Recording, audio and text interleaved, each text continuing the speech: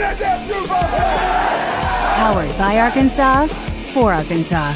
This is Inside Arkansas Live. And welcome into Inside Arkansas Live here on this beautiful day here in the great state of Arkansas. I'm your host, John Neighbors, alongside Curtis Wilkerson and Andrew Ellis, and appreciate each and every one of you for making us a part of your afternoon this afternoon. I hope everybody had a wonderful weekend, which we're going to do a lot of recapping of what happened over the weekend. We'll, of course, get into the vibe check when it comes to all your chats as best as we can do that, but that's presented by Basis Health. We'll also have an Alumni Hall question of the day.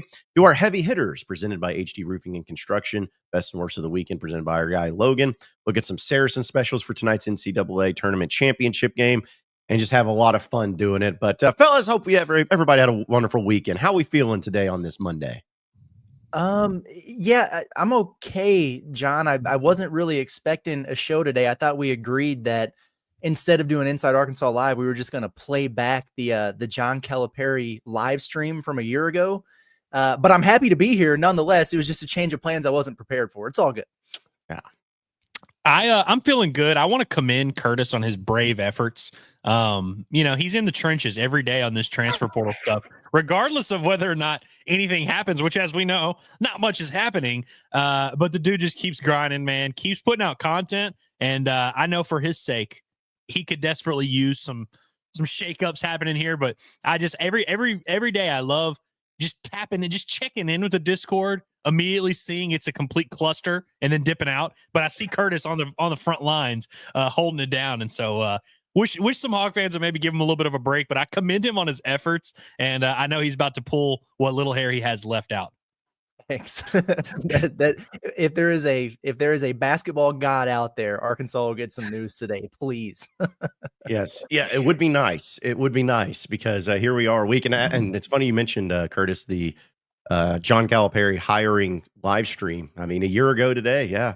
You know how YouTubers always like react to things? Yeah, we should just go back and do a 3.5 hour live stream tonight of us reacting to our live stream from last year. It sounds like a lot of fun and putting it all back. But no, it was definitely something that we will always remember and something we will always enjoy for the really rest of our careers, because that was such a very poignant moment in what happened after that. And just crazy to think about is a year ago today that all went down. So, but I know it's not a Remember Wednesday, but still, it's like, what's the number one thing that you guys like just remember about that night? I know there's a lot, but was there one moment, one tweet that came out, like one thing where you're just always going to remember from that so famous night a year ago today?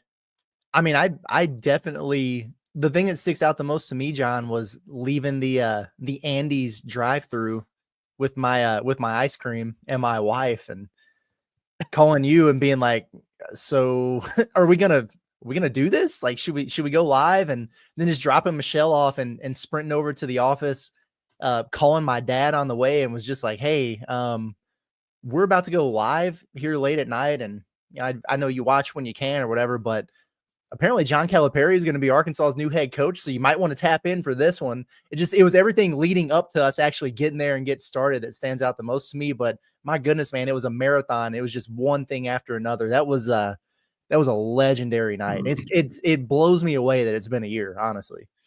Yeah, and it was a Sunday night, right? It was when all this kind of went down. I remember from my vantage point, one, in hindsight, it's so much better how we just go live from our houses. It's just such a better situation. It yields itself to stuff like that. Think about all the impromptu live streams we've done in the last 6 months. Imagine if we actually had to drive to a location to do some of those. Like, Brad Spence is in the portal. Let's go to the office. That sucks. But back then, that's how we were living. I remember there being a point where y'all had been going for an hour or so, and I remember I'm sitting at home chilling, watching, and I was like, well, I'm probably late to the party. There's no point in me going now because I'm kind of already missed all the action, whatever. And then I just kind of went about my business, was going about my Sunday night. And then a couple hours later, I was like, this is still going on. I was like, I could have gone. I should have left whenever I was thinking about leaving. And then I was like, you know what? Hillary at this point had fallen asleep. And I was like, you know what? I'm going to the office. Screw it. So I went to the office, pulled up for the last 20 minutes or so of the stream. It was definitely crazy, man. Hey, Yeah. didn't you stay and do a bombastic afterwards at like 4:00 in the morning? I did, yeah. And what's crazy is I left my house. I didn't grab a hat, and that was like the first time I filmed content without a hat. Everyone was like, "Yo, what the hell, man? Put a hat on." Man, yeah, because that was and there was just so many things that happened that night, and I think the thing that stood out to me was it was first off, it was a 3.5 hour stream, which I don't know, that may be one of our longest, if not our longest. But I remember about an hour, hour and 10 minutes into it, me and Curtis were like, all right, well, if nothing changes, we'll just cut it and everything. And then something just would be tweeted out, and we keep going. And then suddenly, okay, well, an hour and 45 minutes is enough. All right, we'll just end it there, and just boom, boom, boom. It just kept going and going and going, and kept seeing tweets. And I remember texting Matt Jones at Kentucky Sports Radio. I'm like, dude, there's just no way. And he's like, trying to confirm. I haven't heard anything. And like, it was just chaotic. And I think what made it so funny in the chaos was that shout out to Wes Moore being the one that broke the news. It wasn't John Rothstein. It was freaking Wes Moore. And I'm not trying to say it as an insult. I'm just saying, like, hey, it was an awesome bit of journalism and reporting on his part, but nobody knew what to think, because they're like, wait a minute, Wes Moore? You're telling me that John Rothstein, these guys have no idea, but Wes Moore is the one that knows? And then when it ended up being correct, it was just chaotic, because for one of the first times I can remember, guys, that local news here in Arkansas broke the news of a coaching thing. Usually it's national guys. And so for it to kind of present itself and go along it with that, I think is what made it just so much fun, but chaotic too, because the national guys were put in a blender. They didn't know what to do. They didn't know what to think. They couldn't believe this. I mean, it was just, and it was truly, like, I don't think I'm even being over dramatic. It was one of the biggest bombshells in college sports coaching stories ever, as far as something to that magnitude. So just knowing that we were kind of on the forefront of it, not saying we were the first to report it, but just being that live stream on a Sunday night when no one else was really doing anything like that was just it was a really cool moment, kind of feeling like everybody was coming to us and watching us, because we still, I know you guys talk about it too, we still get that brought up to us to this day of people watching that live stream. It was so much fun, though. So much fun. Oh, it was awesome. And that was part of the dilemma in the beginning, because I remember calling you, John, and being like, so this, like, Wes Moore, like, do we run with this or whatever? And it was you, for having known him and had that relationship, you're like, listen, I really don't think he would put this out unless he was darn well sure. And so that was the decision that we wound up making and rolling with it. And again, shout out to him for being right. But you talk about how it just kind of flipped the national landscape on its head, overshadowed the Final Four and the national championship game and everything. That was the biggest news story of the year. And I just, to spin it back to now, I laugh. And I know we've joked about this, but like, so many people are like, well, maybe Arkansas is just being inactive in the portal right now because Coach Cal doesn't want to overshadow, out of respect for the national championship and the Final Four teams. It's like, okay, Cal leaving Kentucky in the middle of the night to go to Arkansas versus Nick Pringle committing to Arkansas, two just very, very different things, man. It's crazy. Yeah, people really think that Nick Pringle is going to steal the headlines from freaking Houston versus Florida. Like, people are like, yeah, we don't care about this national title game now. John Calipari got to back up big.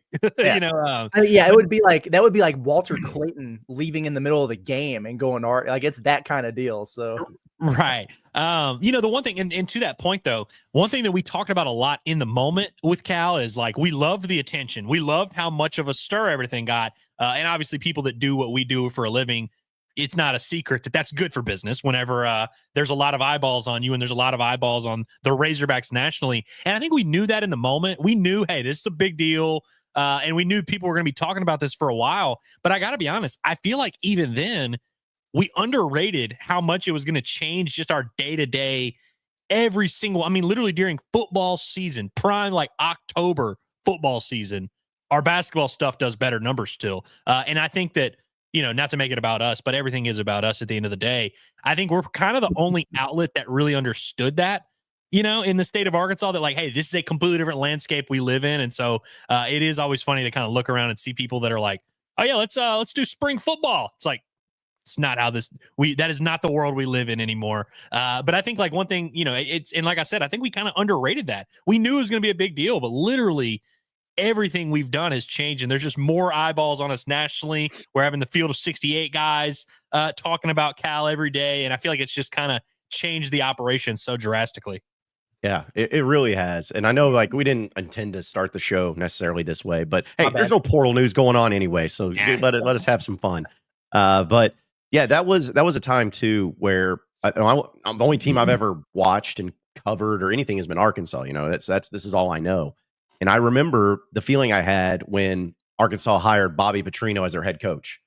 And that was back really pre-Twitter. It was 2008 or 2007, actually, late 2007. And I remember thinking, I'm like, man, this is mind-blowing, because then everybody on SportsCenter and everybody was talking about it the next day. But it wasn't because of Bobby Petrino going to Arkansas. It was Bobby Petrino leaving the Atlanta Falcons. Like, that's all that was. No one cared about Arkansas. And I thought that was like one of the big – I don't know how it would get bigger than that, where you turn on Mike and Mike in the morning and you hear Colin Cowherd and you hear everybody talking about this deal. It's like, man, this is the most publicity Arkansas has ever gotten. But everyone's hating on it, and therefore I hate all these people that are hating on Arkansas, because it's like, hey, we didn't do anything. We just hired the guy. But then when the Cal stuff happened, and I don't think any Arkansas fan has ever been that, where they've hired a coach. They've hired big coaches and stuff, but a lot of them were like, oh, yeah, that's a good hire. Hey, maybe an up-and-comer. I mean, when Musk got hired, it was a pretty cool deal, but it wasn't leading all the news outlets and everything. I just don't. That's when I finally, I always knew Cal was a big deal, but that's when I truly realized this is a whole new animal that we're about to venture into. Like, this is a whole new thing where not only do you have a Hall of Fame coach that left his big time program to come here and it shocked the world, but this is something that's not just going to, hey, it's a big deal for now, and then it's going to go off in the sunset. No one's going to care. I mean, we saw it this year, guys. Every loss, every struggle, every quote, every clip, everything was being talked about nonstop, time and time and time again. And I think that, at the time, I felt like it was a big deal, and I knew it would be, but seeing it in real time, and after going through a full year of Cal, it was really fun to see, frustrating, but fun to see, just like, okay, everybody cares about this. Everybody cares about this man. Everybody wants to talk about him. And every time they do, they're going to see that Razorback logo alongside with it. Well, that and the Tyson Chicken logo, but yes, all of it's always going to be Arkansas. And it's a new thing. It's a completely new thing that we've never experienced in Arkansas sports history. And that night was really the opening to all of that too. It's pretty cool. It's been a wild ride, a roller coaster. It's been a lot of fun. And now here we are begging him to do something in the off season. Keep a guy, get a guy, lose a guy. We don't care, man. We just want a little bit of news here. We're not asking for too much. Come on. I mean, it really is like, the meme of the guy that's got the stick and he's like, come on, do something or whatever like that. I mean, it's literally where we're at here, but in Cal, we trust.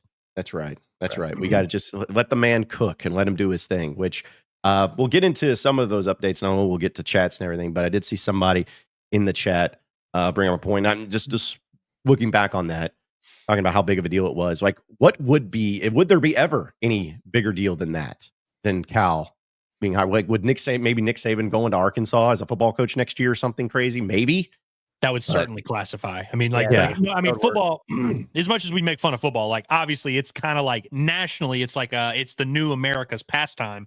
It's kind of the thing that moves the needle. I mean, hell, there's a vast portion of the fan base that only cares about football. Realistically, they probably don't listen to us that much, but there is a lot of people out there. So like something like Nick Saban is that guy. There's maybe only 3 or 4 coaches that I think would fit that. Like, I think if Lane Kiffin left Ole Miss for Arkansas, that would probably it'd be a big deal, pretty big stir. But like, really, realistically, like I think the list is pretty short of like coaches that could leave and go to Arkansas that would make it that big of a deal. See, Dakota just said Kirby Smart. Like the list is like that short of the top guys. But like, even like I'm trying to think like I don't even know, like Ryan Day coming to Arkansas, I still don't know if it would be that big of a deal. Like big as Cal, at least.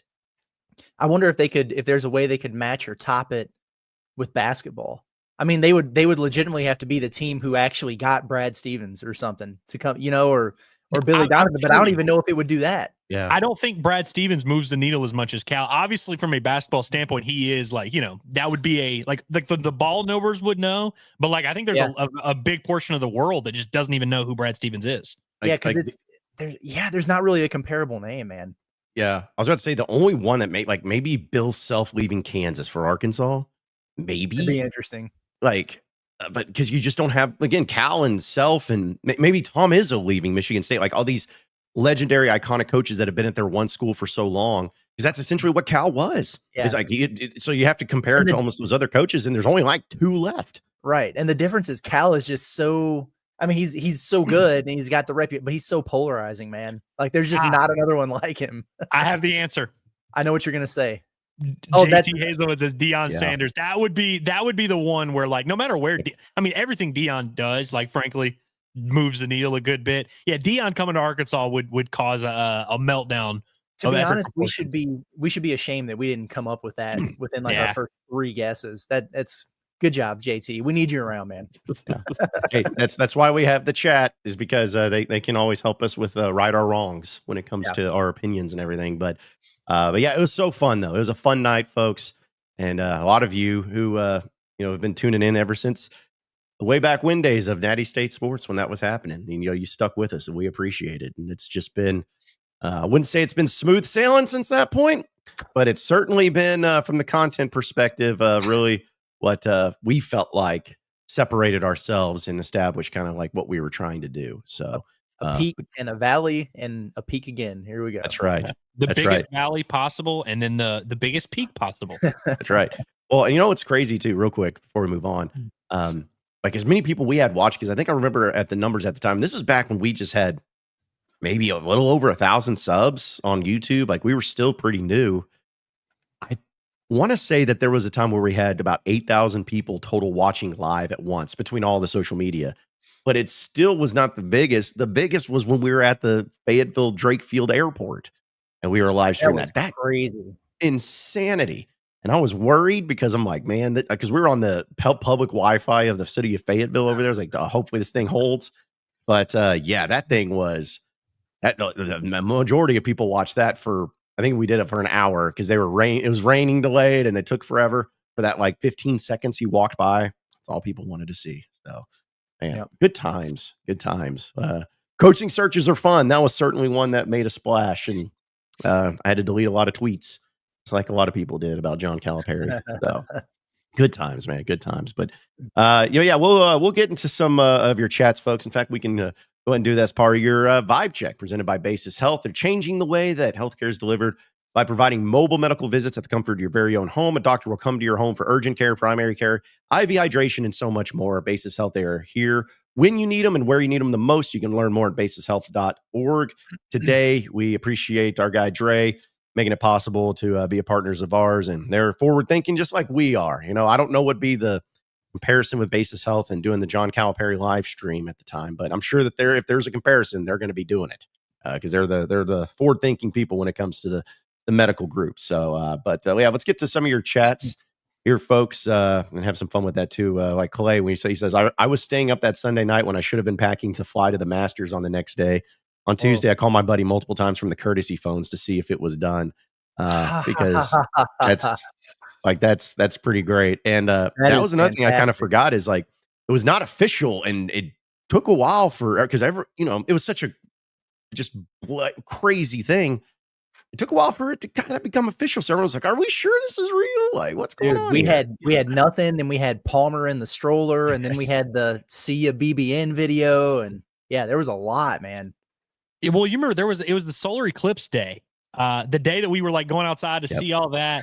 We were like sitting around waiting for the announcement, and we started getting nervous where we were like, holy cow, what if, we started doing the math where we were like, what if Westmore was wrong? What's going on? And so it was really only like 36 hours. That was the longest 36 hours ever until we got that grainy 4-minute video that Cal posted on Twitter announcing he was leaving Kentucky. That's when we kind of knew for sure that we were good. Yeah. Do I remember right that he deleted and then re-uploaded? Yes. Like a higher quality. That's right. Yeah. Because it was looking like it was filmed with a potato, that first one. It was a rough one. Yeah, also just random, not that anyone cares about it, but that was also the day that I first interviewed intern Reagan, who then became our intern, was that solar eclipse day. So a lot of crazy stuff happened. I do Milestone. remember. I remember us all standing out there on the square with our weird glasses on, and her walking up, not knowing any of us, being like, hello. Yeah. It's like, Shout out to Tyler Glasscock, who has gone on to media stardom ever since he came to our program. That was like his first day as an intern. And so we were like, hey, man, good to see you. We're going outside to see the eclipse. Come on. Yeah. It's like, okay, before we get settled in and start doing some real work, let's go have some fun out here and look at the sun and burn our retinas. Let's do some stuff for that. Also, shout out our super chatters. Appreciate it. Hog Alani's. I feel like it's been a while since we've heard from him.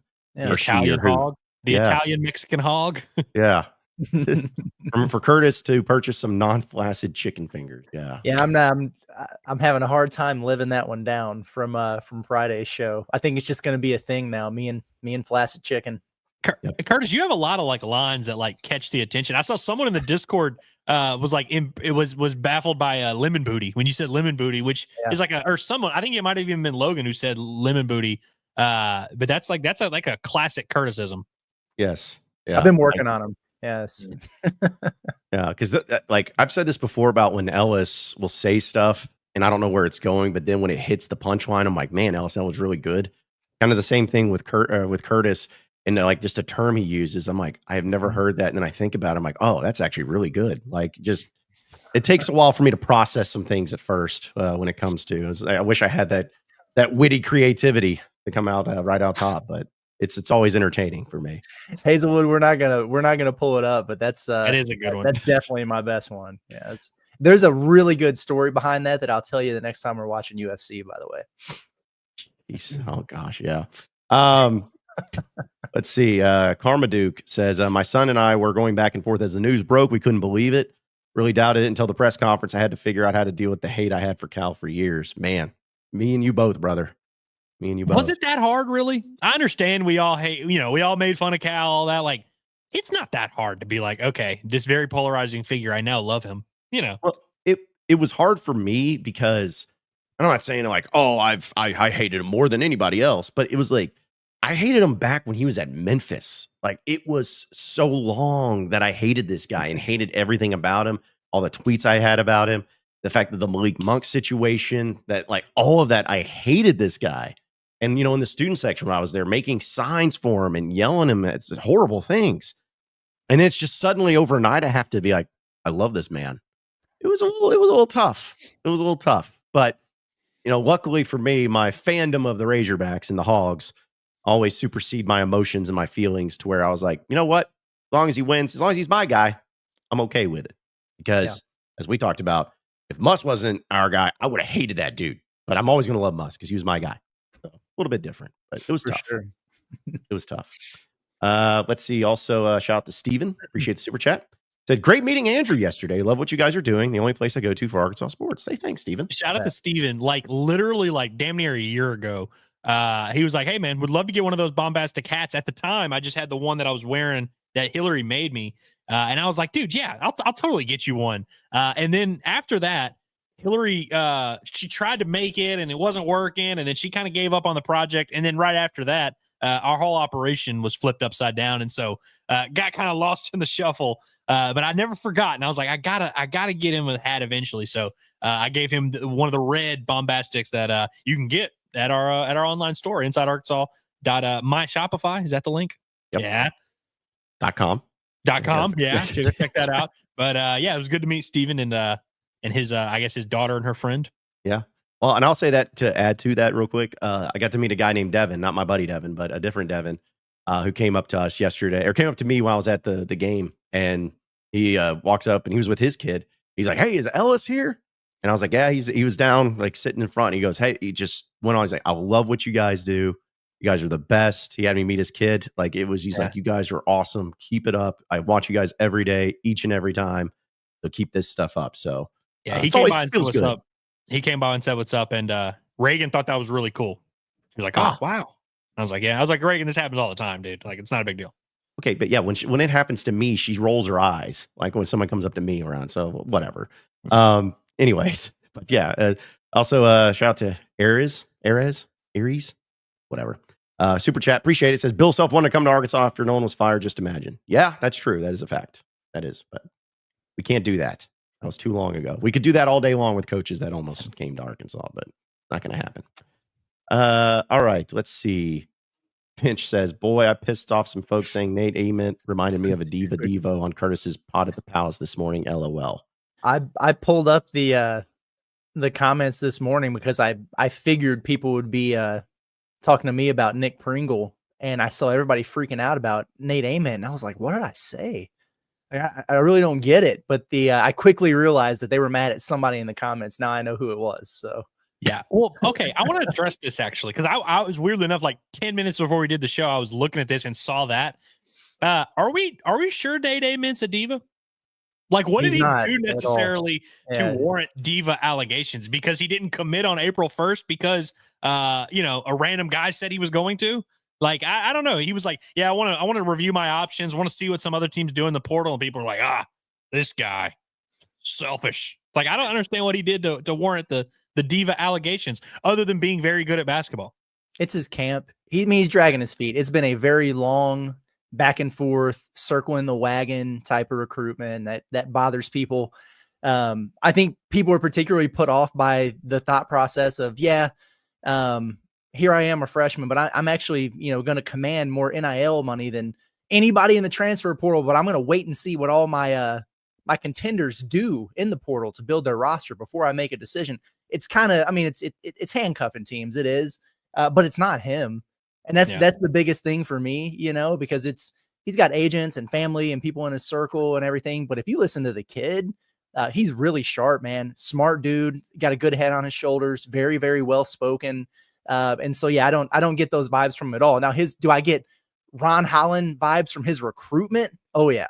Oh, well, that's kind of where I was going is like, right. I understand like the whole premise of, a top recruit that's, we're all kind of waiting on this decision. He's pushing it back, but I'm like, what did Nate, the kid, actually do that makes you be like, oh yeah, screw this guy? Yeah. Solid young man. Yeah. I think the diva thing in general is one of the most overblown things that get mentioned because almost all of us don't know the kid and don't know any of these kids on that level. Yeah. But also it goes to the point that I try to make all the time. I don't care if John Calipari wants him and he can help you win. I don't care what his personality is. I don't care if he's a diva or not. I'm going to trust Cal. I'm going to trust situation. Let it roll. And let's just see where it goes. That's my mentality. Yeah. I just don't get it. I mean, honestly, and I was thinking about this and I was talking out loud on the pod this morning, but like I'm very upset. By the way, if you guys haven't got a chance to listen yet, we poured one out for Lamar Wilkerson on the pod at the Palace this morning because it looks like there's not going to be a Wilkerson on the back of a Razorback jersey unless I pay to get it customized. And I just think that's weird. So I'm upset by that. We'll see what happens with the Nate Ament thing. But at the end of the day, it's kind of like we said on there. Do any of us really feel like we're in a position to question John Calipari's judgment on backcourt talent and who's a take and who's not, given his track record? Like I'm going to believe in the man, and whoever he winds up getting, I think we'll probably all be really happy with. Man, that just I felt like Curtis spoke to me because I have a jersey with my last name on it, and it was made for me. But that's okay. No, it's not to each their own. It doesn't. Not everybody's got to like it. Okay, it's okay. I will say in my defense, though, that jersey was made for me. I did not have it made for myself. And I feel like that's a little different. To each their own, man. Maybe. And is that a Razorback one, right? That's what I was gonna say. Isn't that a company product? It's not. It's got the company name on it, but it was made for me by someone who was a fan. They were just like, hey, because he did like customized like stuff like that, and he sent it to me. He's like, you want a baseball jersey with Locked On? I was like, sure. And he sent it to me, and it had my name on it. Had 90 was the number for Hogs by 90. I was like, man, this is really cool, and I really liked it. And then like my brothers, I was like, what a douchebag! You got your own name on the back. I'm like, okay, relax. That's when someone makes something for you and like gives you something, you kind of have to wait. You know what I mean? Like that's kind of a tough spot to be in, where it's like, yeah, sure. Like if someone sent me a jersey that said Ellis on it, I'm sure I'd wear it.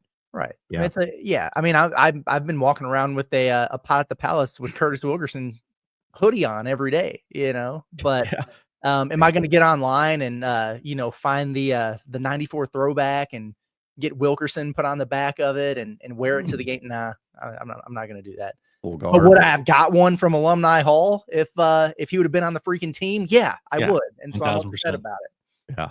Yeah. Also, real quick side note too. The worst part about that is that he also made one for my ex, and I gave it to her the that's day crazy. that all went down. So I was like, oh, I'll never see Think that she one still again. wears it? Doubtful. I wouldn't think. If she did, it'd be kind of weird, to be honest. But well, that doesn't matter. It's fine. Let's see. Also, some other chats. Cannon says, Curtis, can you bring your wiener dog in a frame? I haven't seen him in a minute. Where is he? Yeah, I'll grab him in a minute. But Okay. and by the way, it's a good time to point out that if you noticed a very large shift in my camera angle a minute ago, my wife is doing some stuff in the file cabinet over here, and she stood up and just knocked it over, and it's a mess. It's hanging on by a thread, so if it goes down, listen, I'm throwing her right under the bus. It ain't me. But yeah, I'll get the wiener dog in there. I guess Michelle just doesn't have respect for the show. I guess It's just crazy. It's unbelievable, man. Wow. Okay. We're trying to run a professional operation here, and this ain't no crapperware. And now she's blaming it on the dog. She's like, "Oh, I was trying not to step on the dog, so I just threw your camera across the room." But hey, it's fine. It makes sense. It's what normal people do, anyways.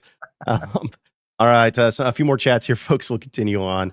Like Garrett says, shout out to Reagan for not getting freaked out by a bunch of weird dudes watching an eclipse. Hey, everybody was watching the eclipse. It wasn't like we were just out there by ourselves. Like literally everybody over there in the square was doing the same. So We had the appropriate glasses to make sure that we didn't get any diseases or anything. Yeah, it was like the three of us, Scotty, and we probably had 2 or 3 interns out there at the time. We're all just wearing our 3D movie theater glasses, and yeah, it was no big deal. It was fine.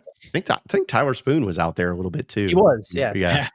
So and Reagan was and still is with Inside Arkansas. Yeah, so she wasn't freaked out about it. Yeah, we're fine. I'm about to say, if that's what's freaked her out, then she must be like really into some weird stuff. Of like, if that's the case, she must love that. Let's see. Also, Benjamin just says, "What a bigger what if Isaiah Joe returns COVID year, Nick Smith doesn't get hurt, or Ron Holland commits?" So I've thought about this. The answer is Isaiah Joe returns COVID year, right? Because that team went to the Elite Eight. The team that he, was on for a practice or two.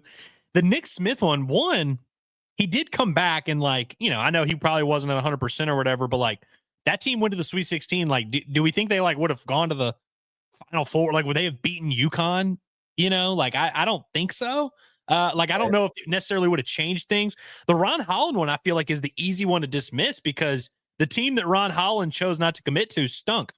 So it's like if you sub out, Ron Holland or Tremont Mark for Ron Holland, maybe Arkansas goes from 14-17 to 17-14. But I really don't think that team was going to be good no matter what. I would love to see. He probably would have gotten shut down for the year anyway. Yeah, I would have loved to see Isaiah Joe on that. That would have been a lot of fun, man. A lot of fun. And I'm with you on the Nick Smith thing. I mean, they probably would have gotten a better seed and then avoided the UConn situation. But yeah, would they have all of a sudden been a Final Four team or whatever? I don't know. So I think I'm with you on Joe. Yeah, and also I know I can't look at it this lens because we all are huge fans of Jalen Tate. But if they would have had Isaiah Joe come back, Jalen Tate's not on that team because he was kind of like the late guard addition.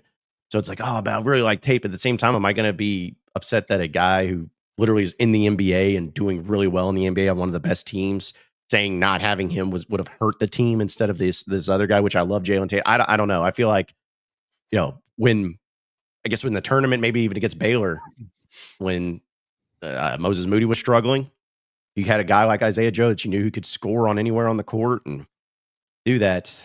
I don't know. I just feel like, going back to the whole point, having a sniper, shooter, offensive player type who can hit his free throws and is really highly intelligent when it comes to the game of basketball is probably only going to help your team. So, yeah, I think that would have been a pretty big difference. You also had JD Notae come off the bench, and if you didn't have Jalen Tate, you would have just had JD Notae start, and I think he would have been okay in that role. Yeah. Just have the 3 starters of JD Notae, Isaiah Joe, and Moses Moody. I feel like that would have been fun. Dude, that backcourt, that would have, we haven't seen many good shooting teams at Arkansas here lately. That would have qualified. Good shooting. Justin Smith there and Jalen Williams, freshman. Ooh, Oh man, I got excited all over again, even though it Yeah. didn't happen. But that would have been pretty fun. That would have been pretty fun. So, all right, we'll get to more of your chats, folks, here in just a little bit. But I know that people want to ask about portal news and whatever is going on. But hey, it's still. Listen, Pot at the Palace is doing this every day. All right, and Curtis is doing it every single day. And I know Curtis is getting it, but I know even I've gotten it too. Of just what's the newest, what's the latest, what's going on, what's going on, what's going on. Hey, listen, as soon as something happens, the Palace is going to go live and let you know. But boy, having this full week has been pretty fun, right? No, I mean, the way I described it, from the weekend was it's kind of like the duck on the pond, where it's just very calm, cool, and collected on the surface, but paddling like crazy underneath the water. And it's kind of how it was, because there's not a lot of, like tangible news that's going on, but there's a lot of moving and shaking behind the scenes. But it's kind of the same story, guys. I get it. And if anybody has specifics, throw it in the chat. I'd be happy to answer on here. But they're waiting on retention announcements. As I understand it, they know the direction that Carter, Billy, and Trevin are going to be taken. I don't know what those are. I have a hunch. And they're waiting on DJ and Adu to make up their minds, and then they're recruiting guys. And so, yeah, I mean, Malik Ewan and Nick Pringle in the front court, that, there's a lot of smoke there right now for a reason. Nate Ament, we talked about him at length on the pod this morning. They feel good about that. We know John Calipari is infatuated with those freshmen, man. And outside of that, you just got to kind of wait and see. I mean, they sort of passed on Lamar Wilkerson there. Is it because they're waiting on Ament? Maybe. Is it because they don't know yet what DJ Wagner is going to do, and if they're going to have a spot open up in the backcourt? Maybe. So depending on what these decisions look like, the number of guys that they need and who they target will change. But yeah, we're kind of in a holding pattern at the moment here. That's what, what's interesting about this is, you mentioned all these guys that are potentially coming back and how that affects how you're going to attack the portal. The one thing that I feel like is exempt from all that is the center, which is the kind of the big thing that everyone's been begging for, pleading for. Every time we talk about anything, it's like, no, but you need a center. And regardless of if Thero comes back, if Brazil or whatever, you're still going to kind of need that 5-man. And so I think that's why a lot of people's focus has understandably shifted to those guys, Ewan and Pringle, that you mentioned. And so, because they're kind of, it doesn't really matter what all those other things happen. You still are going to need someone like that. And so I think for now, I think that's kind of the way we view it. But like you said, we'll know more. And I really just want to get that clarity. We got some clarity in terms of guys that are not going to be on the roster last week with Big Z and with Boogie Fland. Now we just need some of that clarity on who is going to be on the roster. But still not time to panic yet. Let's just be clear about that. We're going to be okay. Yep. Because even Seth said in the chat, would a Pringle Ewan front court be better or worse than the Adu Visic front court? Well, it would be overall. I think I would prefer the Ewan Pringle. You wouldn't have as much shot blocking, but you would be able to make up for it in toughness and physicality and definitely rebounding. So there's that. And like, you wouldn't have the 3-point threat offensively that Big Z brings is so unique at the 5, but you would also not be giving up a ton of them and getting cooked in pick and roll and pick and pop ball screens on defense every other possession. So there's give and take there. I'm of the opinion that if you've got the resources and the coach and everything, I would prefer not sacrificing some things to make gains in others. I would just say improve, right? Like get better. That's how you put together a Final Four roster. But yeah, I mean, you'd be dipping a little bit in a couple areas and you'd be getting better in some places that were weaknesses for you last year. And you just got to decide if that's better for you or not. But I like the idea of those two guys for sure. I think if that's going to be your, those are going to be like your two main front court guys. You're going to need Brazil and Adu Thero to be like the best help side rim protectors of all time.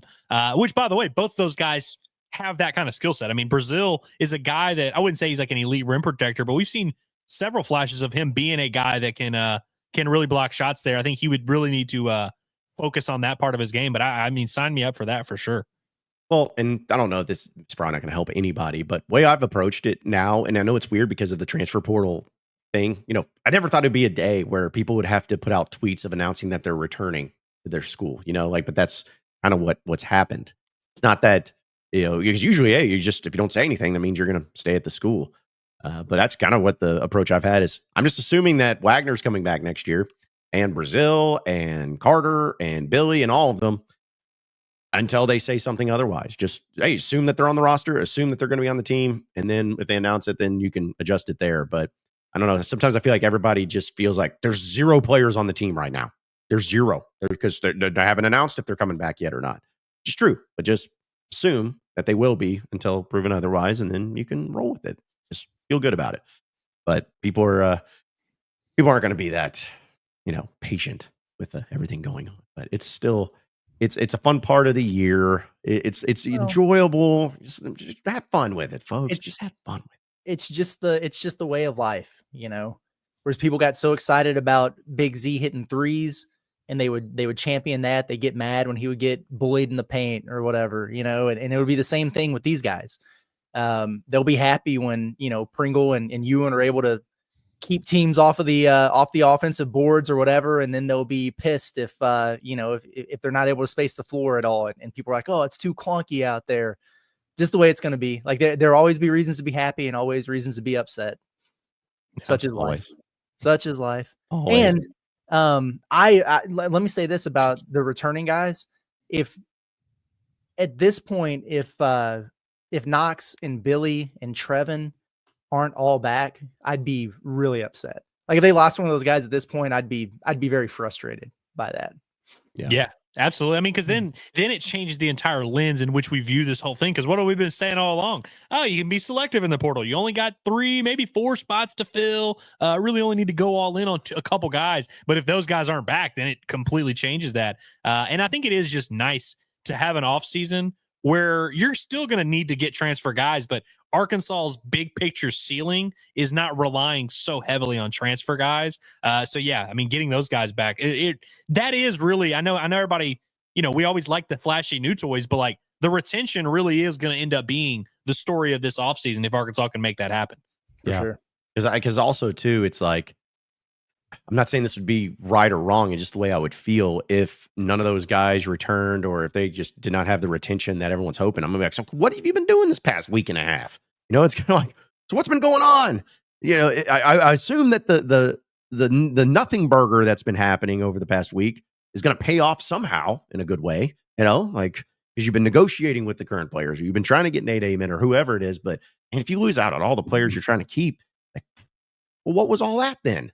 Like, did you just get to the point of negotiations, fell through, and got to move on? Like, I don't know. I would just be so curious of what happened during that whole time, if that happened. But it hasn't yet, so there's no reason to freak out about it.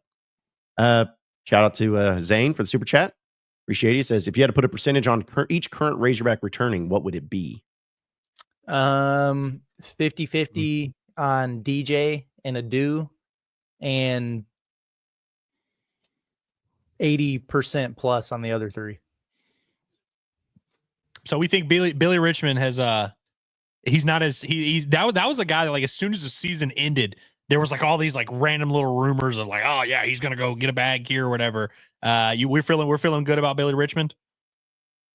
Yeah, I mean it's been 2 weeks and he ain't in the portal yet. Yeah. So so I do. I feel good about him at the moment, but you never know.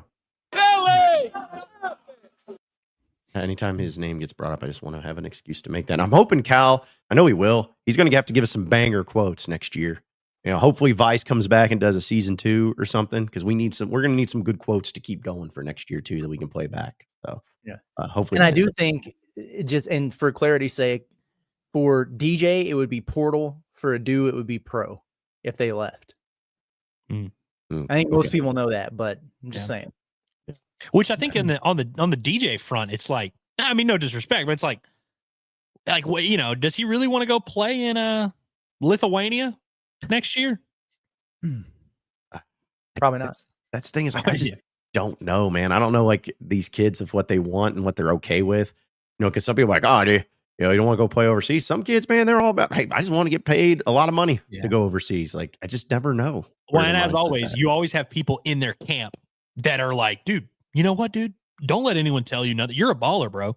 You're getting drafted. Yeah, dude, you're gonna be in the league, bro. You know what I mean? You're getting those, the uncle that's trying to kind of nudge them in one direction or the other, or the agent that's trying to nudge them in one direction or the other. It's just Just kind of how it always works this time of year. Yeah, no, it is that. It is that. We will keep it going with all your questions, folks. If you have any specifics about the transfer portal or high school recruiting or anything like that, we'll be sure to bring it up here just a little bit. But do want to get into a segment of Who is the Heavy Hitter, presented by our friends over at HD Roofing and Construction. Storms came through a lot this past week, folks, and it's unfortunate. And I know that there was a lot of scary scenes and a lot of damage done. But for those of you who are having damage done to your roof, well, let the local people, let the people who know all about it, HD Roofing Construction, help you out. They're going to give you a peace of mind with a free inspection. And when you choose HD Roofing, you can rely on their professionalism, their top quality materials, and expert installation for all of your roofing needs. So check them out today at hdarkansas.com. You can also call them at 501-428-0429, which actually shout out to them when I was down in Little Rock this past week. And I was driving down there. I saw one of their billboards. So I was like, hey, well, there's HD Roofing. So good to have them partnering with us, and really appreciate them as well. All right. So for our heavy hitters, which of course, we could, some people just feel like it has to be baseball. I'm like, no, it doesn't. It doesn't have to be baseball. It can literally, if you guys have heavy hitters in the chat, throw them out there, whoever you want them to be. It is totally fine. And we're not going to be like, hey, got to stick to baseball, folks. Come on now. It can be anybody. It can be anybody of note who's done a great thing and a great job and all of that. But my heavy hitter, I just want to give a shout out, Razorback softball team, taking care of business down there in Florida, beating the number 2 team in the country, highest, I guess the highest ranked team that they've beaten in a series in their program history. And shout out to them, taking care of business there on the road. Baseball's doing great. Softball's doing great. I know that a lot of people's focus was on baseball and the portal and everything, but just wanted to give a shout out to them. Taking care of business. Courtney Deifel got those girls playing well and getting a big win. So they're my heavy hitter for today. That's a good one. Yeah, no, that's a really good one. For me, I can't single it out to just one person, but it's anyone who wears a Houston Cougars basketball jersey. Those dudes, I mean, heavy hitter. I mean, my God, like how could you have a better example than those guys? They are old and big and physical and mean and tough, and they freaking walked Duke down in that game on Saturday and took it to those young guys there down the stretch.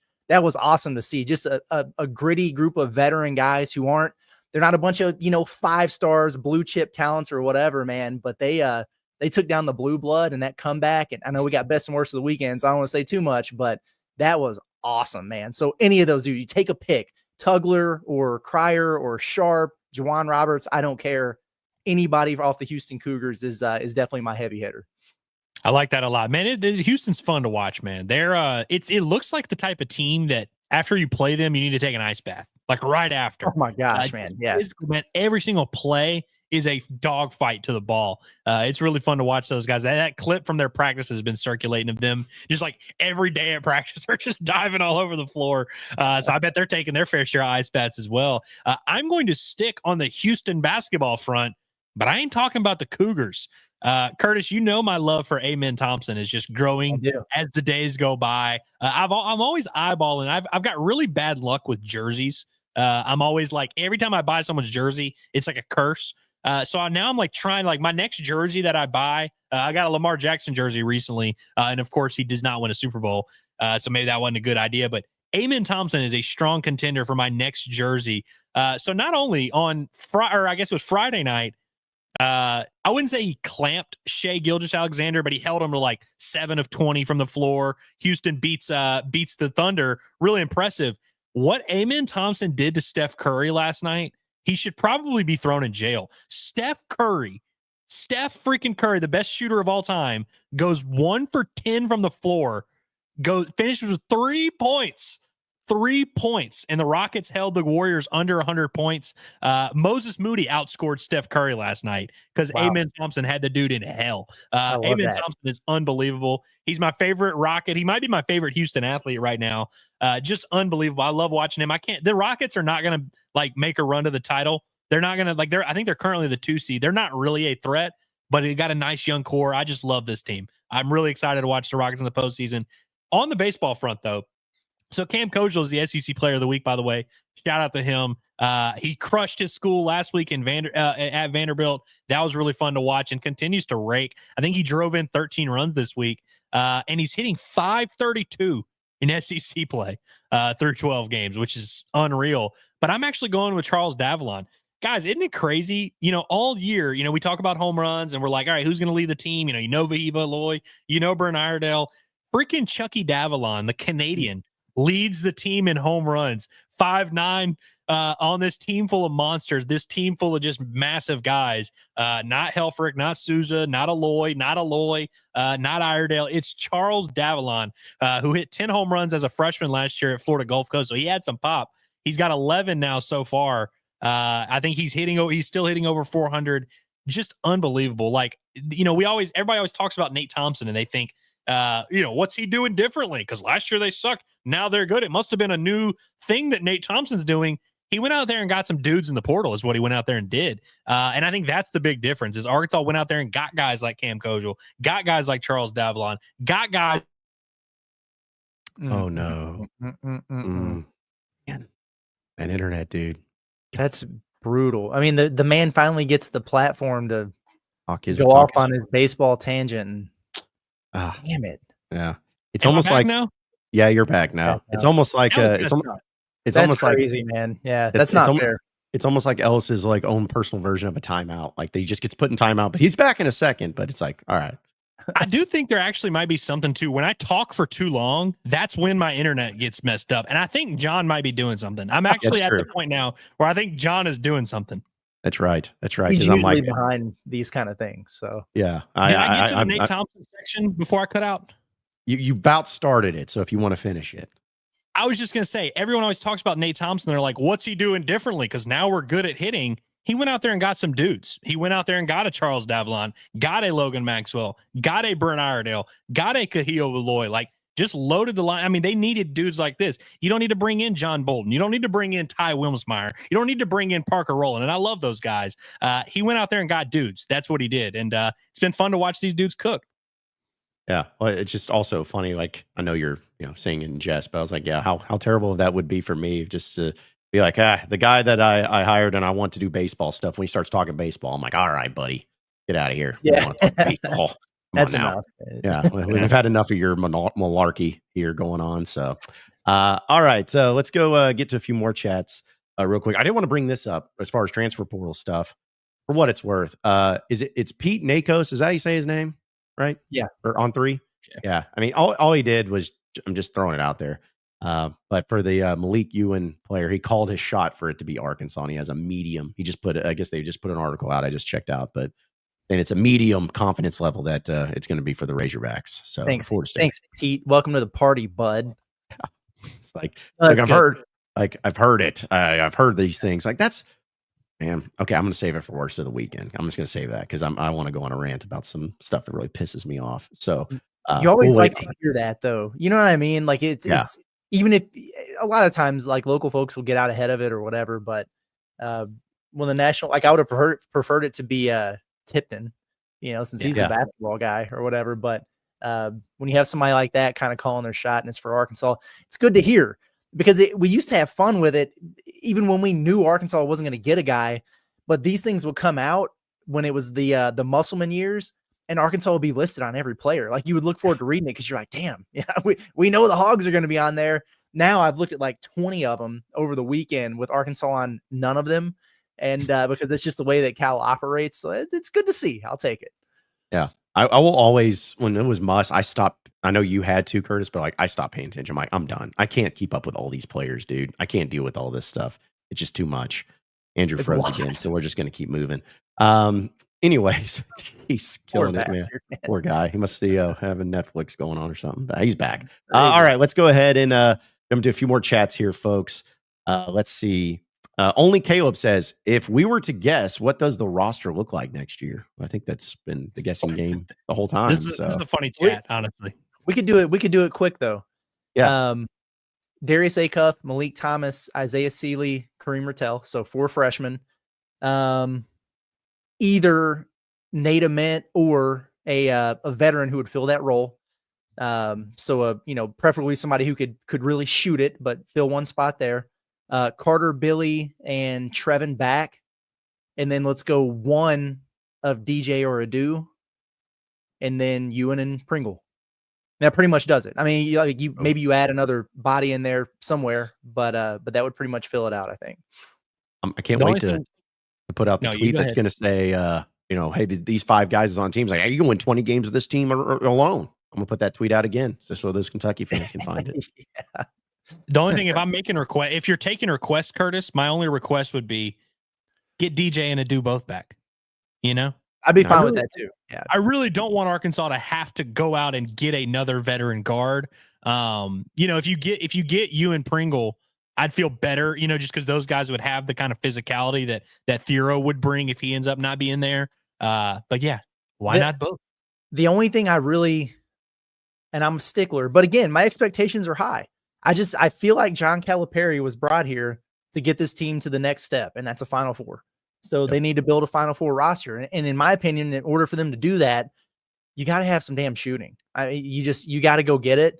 And the easiest and most logical fit to add that and to have multiples is if DJ Wagner leaves and you replace him with a backup combo guard type that can shoot it.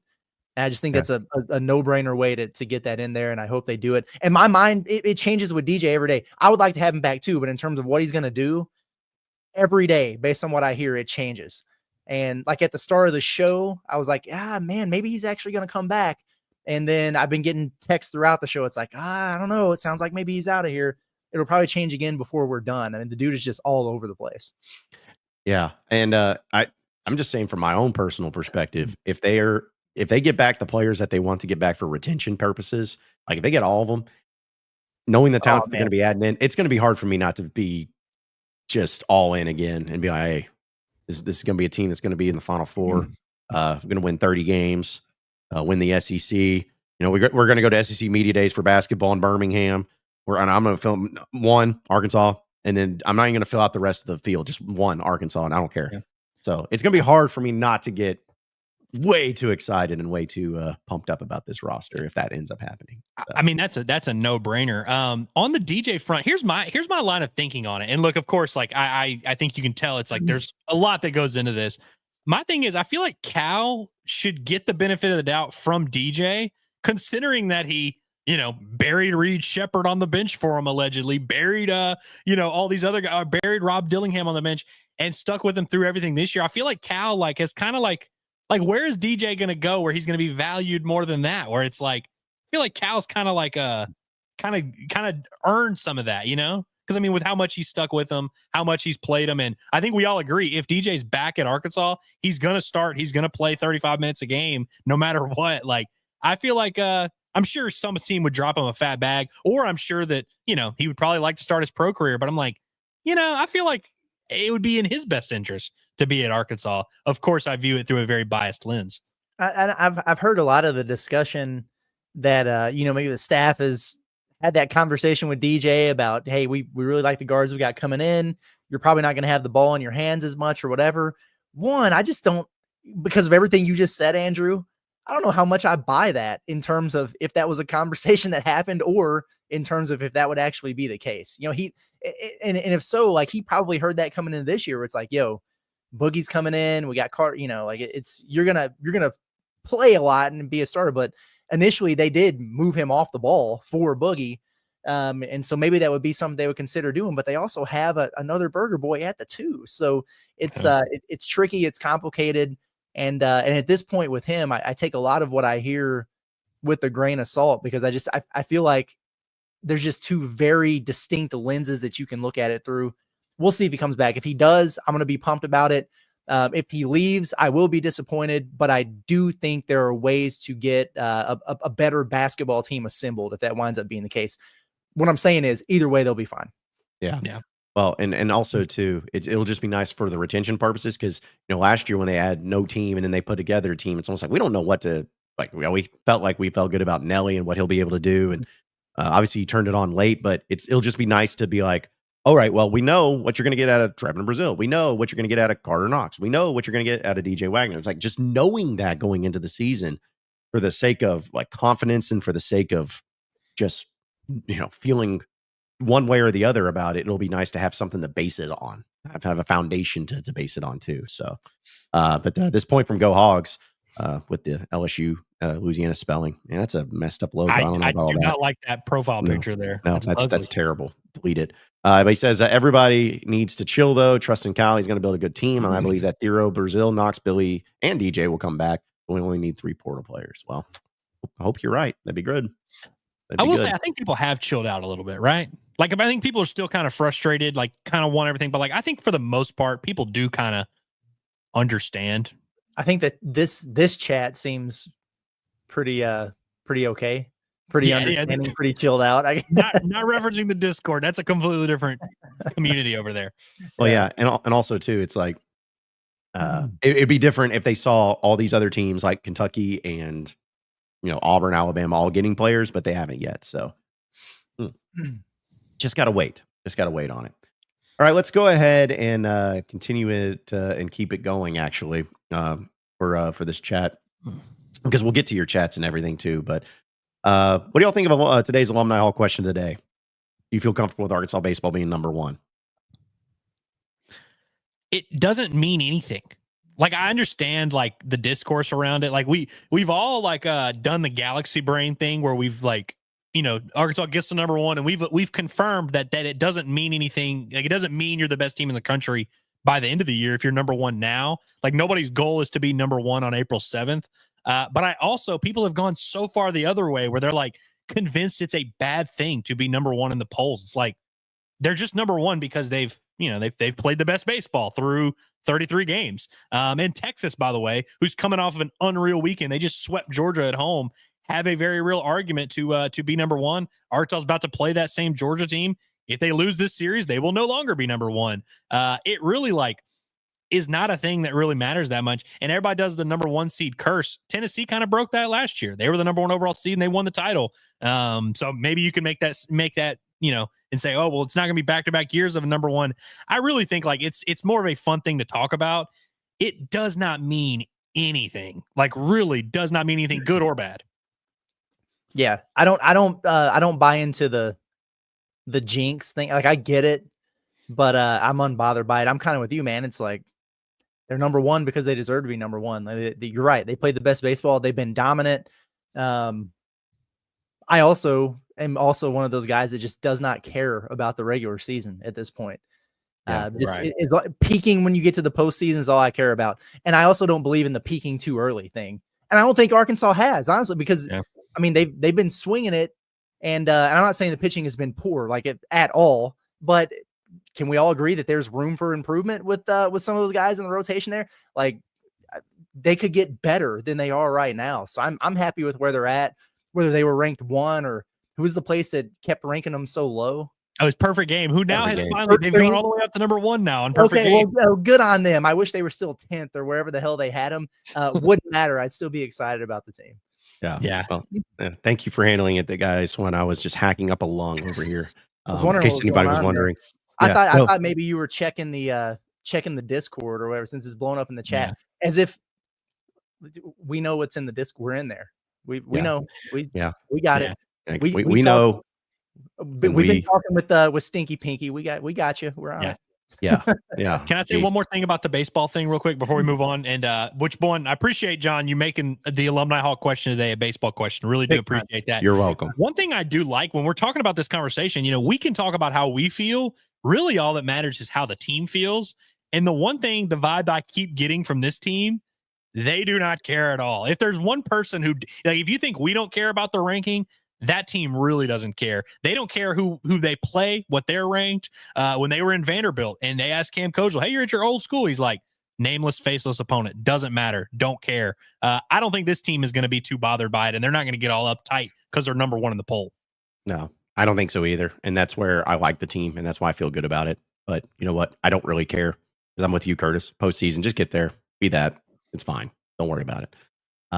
But by the way, for everyone talking about the Discord, I'm going to ask you guys, is it worth, I don't know what's going on. Is it something that's worth bringing up, or is it just worth letting it melt down? No, it's just more unconfirmed news. Like unofficial news, I guess I should say. Gotcha. Today's scuttle is that DJ's hitting the portal, which, it very well may be the case. But until it happens, what are we going to do? Yeah. Yeah, exactly. It's like, what are we going to do is the really only thing that I can deal with. Just roll with it until then. So, Right. Yeah. Yeah. Okay. Let's, Unless, I mean, to my knowledge, it's nothing's official though yet. So yeah. Well, see, and that's the thing is, if I feel like, and this is nothing against like the Discord or anything like that, there's just been so much fluidity with everything. It's like, I mean, how do you know one way or the other? this is a good good opportunity for me to say this. That is the thing about portal season, because I think some people, and I'm not even talking about the Discord, but just elsewhere, it's like if you put something out there and then it doesn't come to fruition, or it changes or whatever, and then people are automatically like, these guys don't know what they're talking about, or they're wrong or whatever. Not the case, man. This stuff moves so quickly that it changes within minutes. It changes by the day. And that's why I wait until I gather information all day, and then I record it like midnight for the Pot the Palace that goes out at 6 a.m. and hope that it's like the most up-to-date thing that we can have to start the morning with. And then honestly, by the time we start Inside Arkansas Live, most of it's irrelevant because it's changed or it's shifted or it's evolved. That is the nature of the transfer portal, man. It's absolutely crazy. And so have a little bit of grace. I'm not even talking about me, but just like anybody who's, putting sourced information out there, or like, I'm hearing this, or this is where things stand. Man, take that for what it's worth, but understand this stuff, it really does change rapidly, man. It's crazy. Are you hearing that, Curtis? I'm not hearing anything. John straight up muted. Sorry. Okay. All right. Okay. I was on mute because I don't want anyone hearing me hacking. So, Gotcha. Not into the systems, but into my lungs. So anyways, what I was saying, which it was a great point when I started it. But for those of you who are or see my tweets about that, it's going to be an insane day. Just remember, it's a bit. It's going to be a bit. I don't know squat. I have never known squat.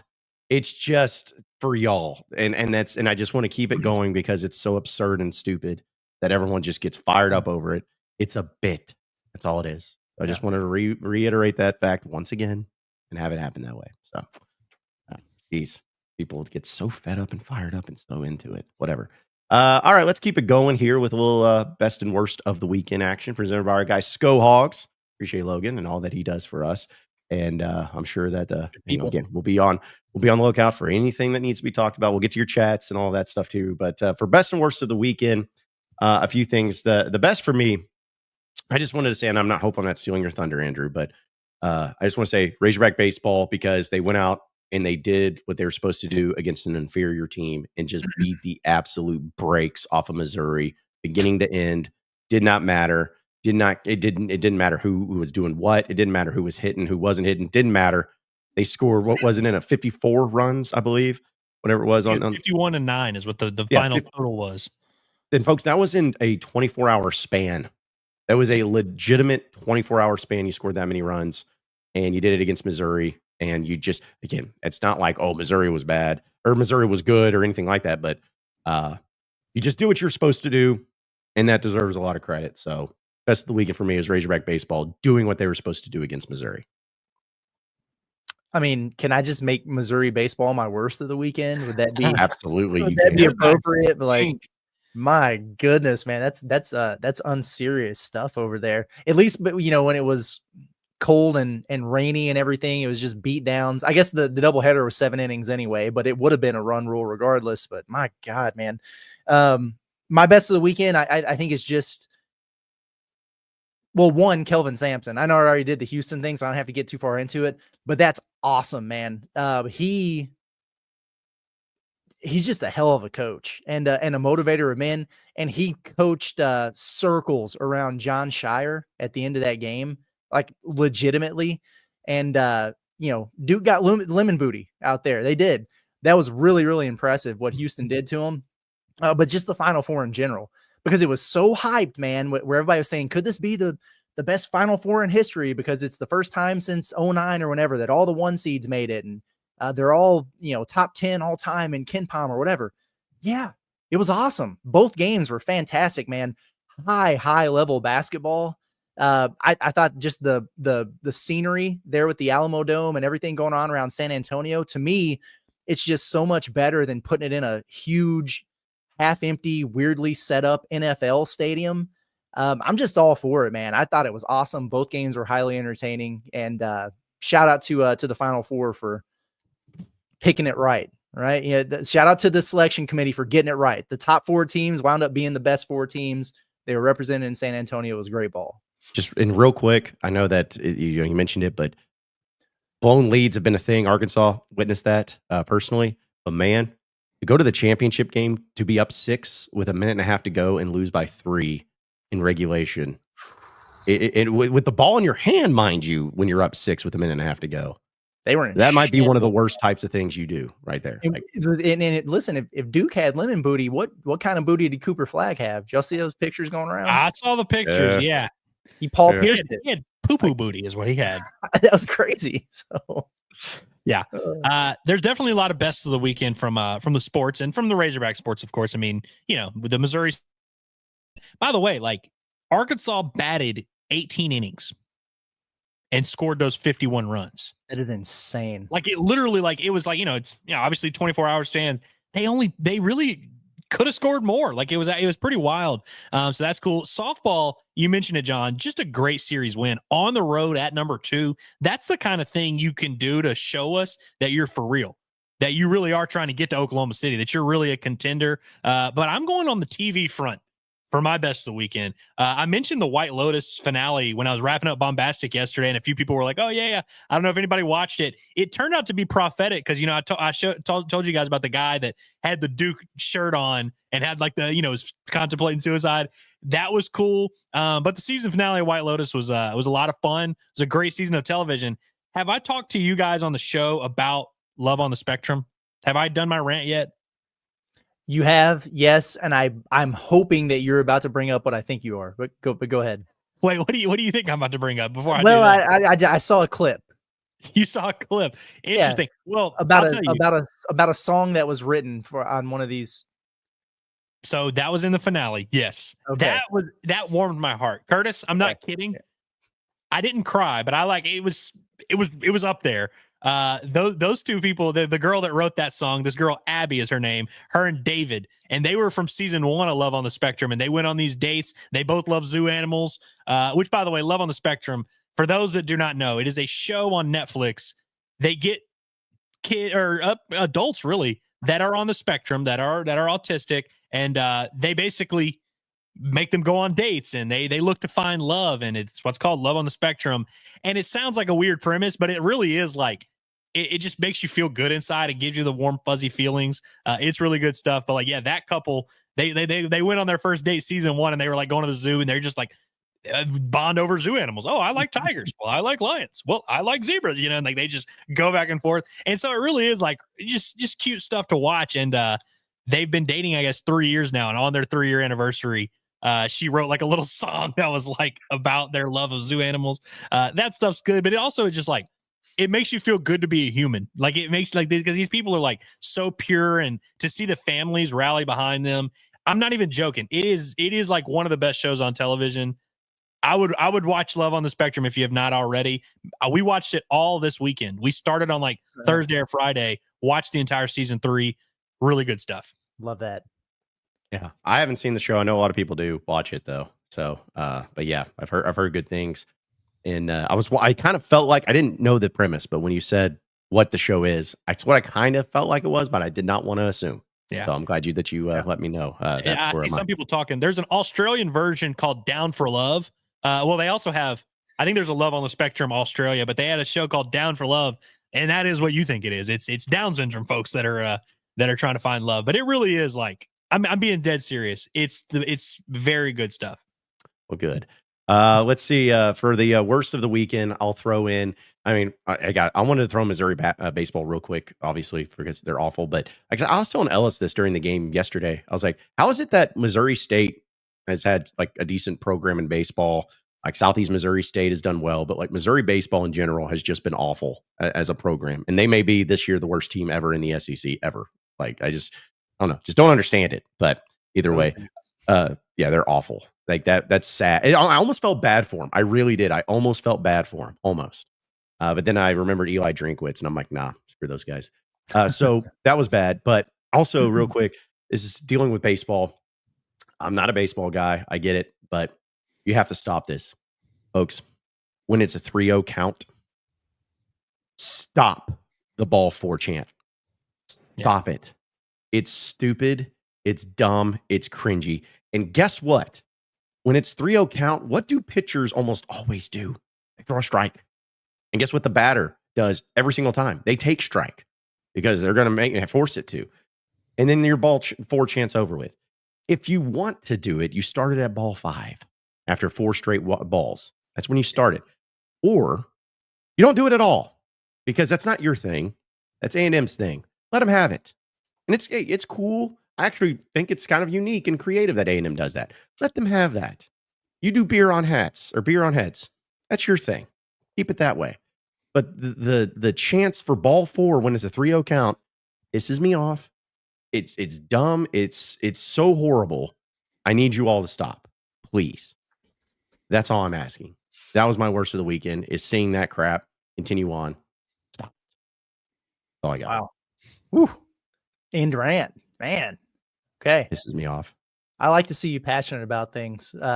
Speaking of that, my worst of the weekend is John hitting the booger sugar on stream here.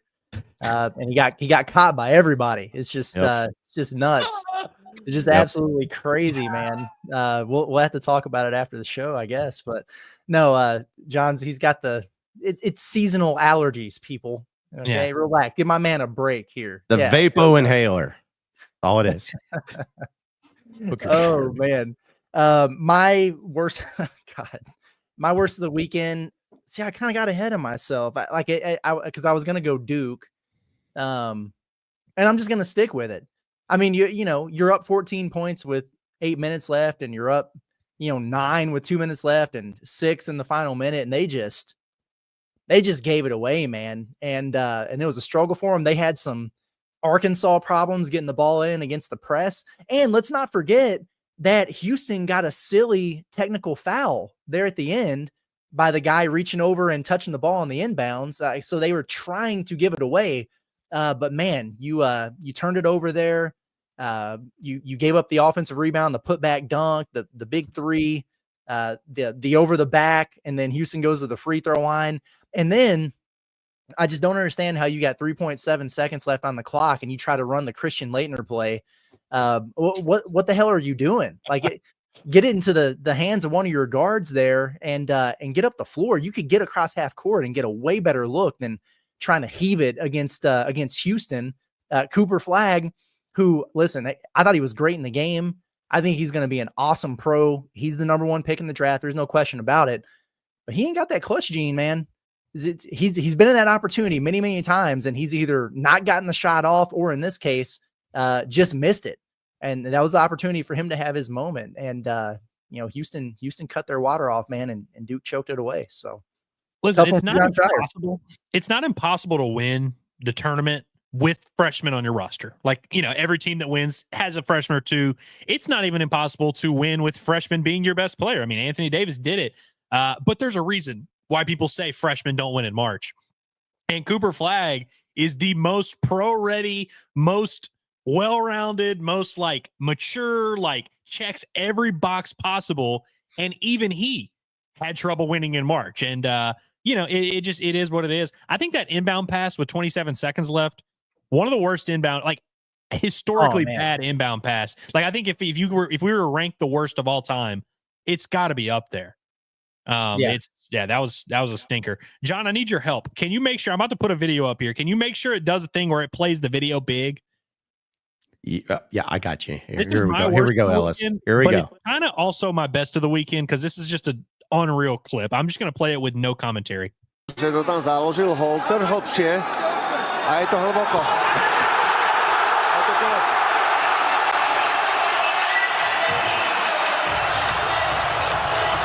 Wow!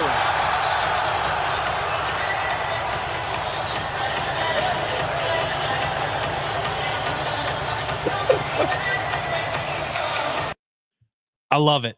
I love this clip so much. I made it my worst of the weekend because, we don't want these things to happen. We don't want to condone. I'm not promoting it now, but This is awesome stuff. This is obviously not the UFC, but it is MMA. I love this. We've seen this happen a couple times where people win a fight, the ref stops it, and they celebrate sometimes. Like my favorite, Israel Adesanya did it, where he kind of did the faux hump of Paulo Costa. It's always funny when the guys try to retaliate. I think if you were in that situation, you get submitted and the guy kind of humps you, you have to just kind of, you kind of have to accept it. I mean, like you were just in a sanctioned fight against the guy. I don't think you have to accept it, man. Like, no offense. Like, I don't. It's a Like, great I'm all about having some, like, little trash talk and stuff, but like to get your head kissed and then get humped after you just got put in some. I don't think that's something you just got to take and just let it happen. It was an Like, aggressive hump. Let's be honest. Yeah. Yeah, that was a power stroke. So was it Patty Pimblett was he the teabag guy, or was that He not was him? a teabag guy. He He's was? big on dancing on folks. And hey, hopefully we will get to see Patty Pimblett dance this weekend. Oh yeah. I'm really looking forward to that. So the worst of the weekend, is it the guy who won the fight and committed the infraction, or the dude for getting up and trying to go at him after? My worst is the guy who's operating the fence and opened the, and like, I understand, the fight ends, you open the fence to let the coaches get in there and all that. When you see the guys running, you gotta close that sucker up. You can't have the fight boiling over onto the steps and onto into the venue. Just crazy stuff. I just, it's just good stuff. It honestly might be my best of the weekend because I love it. I love that stuff, man. They're just good stuff. By the way, John, Thug Nasty fights this weekend. Bryce Mitchell. I was not aware, but he's fighting in Miami this weekend. It's an awesome card. UFC 314. Bryce is a fat underdog. Like, I was gonna say, are we worried about him here? Here's the problem, guys, and here's also one we have to get on the same page. Where do we stand on Bryce Mitchell these days? Like, do we publicly support him still? Like, obviously he said some horrible things, but he's from Arkansas. Like, where do we stand? I think I'm just gonna tune in. Yeah, just gonna accept the results for what happens. Here's what's crazy. I think Bryce Mitchell's a live underdog. I really do. He's like plus 380, and I think he's got a chance to win. Well, see, I didn't even know he's fighting. Although, like, I've been accused of being like his biggest fan for whatever reason. But it's just one of those deals where I'm like, all right, well, hey, maybe he wins, maybe he doesn't, but can't be doing the things that you've done there, Bryce, and expect to have your support stay. We definitely can't. We can't publicly celebrate it. If he does win, I'm probably gonna bet on him, honestly, just because I do think he's a live underdog. But definitely can't, we can't ride or die with Bryce Mitchell anymore. No, can't do that. But I tell you what, we're getting close to wrapping up here. We'll get to your chats and also get some other things. And the last segment presented by, of course, our friends over at BetSaracen, where, hey, they got all the sports betting in the state of Arkansas down lock. They have it all going on, whether it's the national championship game tonight between Houston and Florida. They have all the specials going on there. Razorback Baseball, they got an in-state game. Softball's on there too. All the sporting events that you could possibly imagine, you can fathom everything right there on the BetSaracen app, so you can download it on your iPhone or on your Android, or you can also visit them at betsaracen.com and get to betting that way too here in the state of Arkansas. So before we get back to chat, who do you guys like tonight between Houston, Florida championship? What are y'all feeling? Houston. I hope Houston wins. Me too. It's also in San Antonio. So like all the Duke fans, all the Auburn fans are probably like, I'm going home, put their tickets up for sale. Who's going to buy them all up? Houston's it's going to be a home court advantage. I like them to get it done. And I like Kelvin Sampson over Todd Golden. Florida might be the better team, but so was Duke. So, or the more talented, Yeah. Well, as of right now, according to Saracen, Florida's favored by 1.5. So pretty close there too. But over under set at 141.5. So I don't know. I feel like the under might take in that one because he likes to make it dirty. But yeah, I'm rooting for Houston. I'm rooting for Kelvin Sampson, and I still think Todd Golden deserves a lot of crazy credit for what he's done this year and what he's accomplished. So. He's definitely been worth the going into it. I think we even talked about it. We felt like they were going to be a team that would be a force to be reckoned with and might be the best team in there. And they've had some close calls, but they found ways, man. Found ways to win. In our Inside Arkansas, the bracket that we did live, did we have Florida Houston? I was just about to bring that up. Florida winning. I need to look it up. I believe we have Florida winning. Let's see. Yes, we have Florida winning over, but we had Florida winning over. Wow. We have Florida winning over Houston, guys. We nailed it. Okay, good. Nailed it. The ball knowers. I mean, yeah, we nailed the Final Four. All one seeds. We got that. Also, 159 is the total points we have being scored tonight in the game. So, gosh, yeah, that's a lot for this. That is a lot of points. Yeah, I don't know if that's going to happen or not, but yeah, actually, I'm glad you brought that up, Curtis, because I did want to bring up the fact that in the Inside Arkansas official bracket, as of right now, we have one clubhouse leader with three others that could end up taking the title, because Jeremy leading the way at 1570. He has Houston winning, but also Wares, WV, Chase Schoolcraft, and Brandon Ivy all have 1560, so 10 points less, but they have Florida winning. So gotcha. It's going to come down to the nitty gritty there. But yeah, we finished with 1,290 points, so we were a little bit behind on that, but that's okay.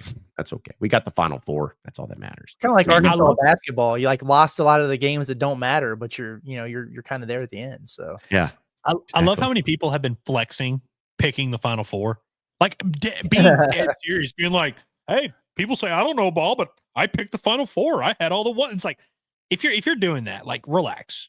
Yeah. Yeah. And the people who don't, or I guess more casual fans, it's easy to do that, right? If you hand a bracket to someone who's never watched college basketball, it's like, oh, the ones, yeah, I'd pick it over a 16 and an 8 and a 4 and a 2, of course. It's the people like us that pay too much attention, and we think we're like the master ball knowers, and it's like, oh, there's no way that's going to happen. So who's going to be the trendy Final Four, and right. You just overthink it instead of going chalk. A lot of people did that. Yeah. Well, but I think tonight could be a great game. But also with Kelvin Sampson, I'm not saying he would retire afterwards, but then again, I mean, he's up there in age. He may have accomplished everything, but definitely been having a great year this year too. So a few of your chats. Also, hey, glad to hear from Quinn. Says appreciate the super chat. Says go Houston. Can't stand Florida fans. Quinn, that was tough, man. We thought about you when our Auburn lost, and we were literally in our group text talking to each other, and we're like, "Hey, so when do we reach out to Quinn? Do we give him the night to sleep it off? Do we just let it breathe a little bit, man?" Yep. But also congratulations on being a Field of 68 celebrity. That was awesome. That was electric, by the way. Yeah, that's really good stuff. Also, congratulations on a Final Four run. I know you're the number one overall seed. You wanted to win, but it's like, dude, nobody should really be dunking on Auburn over losing in the Final Four. Seriously. And, congratulations on Keyshawn Hall. He's gonna be a good player. He's a good Bruce Pearl player. Yeah, he is a good Bruce Pearl player. By the way, me and Quinn had a very good exchange in the Twitter DMs yesterday. He didn't like that I said mean things about Plainsman Park, the Auburn baseball park. And I mean, let's just be honest, it's bottom tier. But shout out to Butch Thompson. They're having a good baseball season. They just beat Bama in a series. I think they're number 11 in the new D1 baseball poll. So good for Auburn baseball and good for Quinn. Yeah. And Quinn's one of those guys, because I have a friend of mine, like my buddy Thomas, who's a Bama fan. If you can't say anything to him, or he just assumes that you're messing with him, and he gets mad. So it's just I just let people just deal with their own pain and misery the way that they need to do it. Because I know my friend Taylor Corn, she was in shambles. Poor girl. She was going through a rough time. So it happens. I'm sure I'd be the same way if my team was in the Final Four and felt like it was